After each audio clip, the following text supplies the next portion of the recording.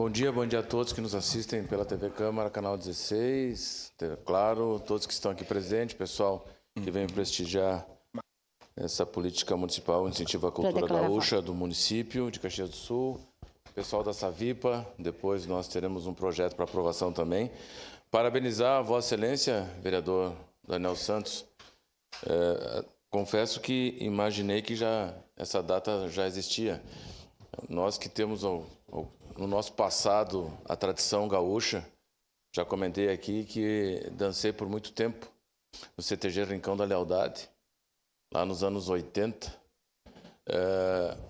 onde Caxias do Sul recebia, naquele CTG, que é o único CTG no Brasil que tinha um palco que ele levantava na altura das mesas.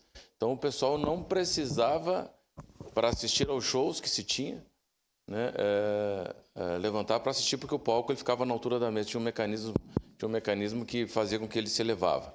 E vinham ali excursões de todo o país, do Nordeste, Sudeste, onde que nós imaginássemos, 40, 50 anos, era muito legal. E os presidentes da República,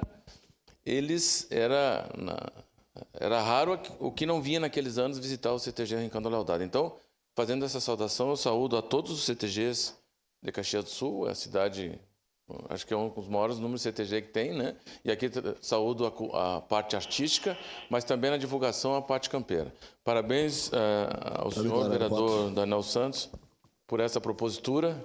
Tenho a certeza que vai ser de grande valia para o nosso município e por obviedade, por essa ligação que já tivemos, eu votarei favorável ao projeto que institui a política municipal de incentivo à cultura gaúcha no nosso município de Caxias do Sul. Era isso, senhor presidente. Muito obrigado. Obrigado, vereador Edson da Rosa. Com a palavra, a vereadora Rose Frigeira, em declaração de voto.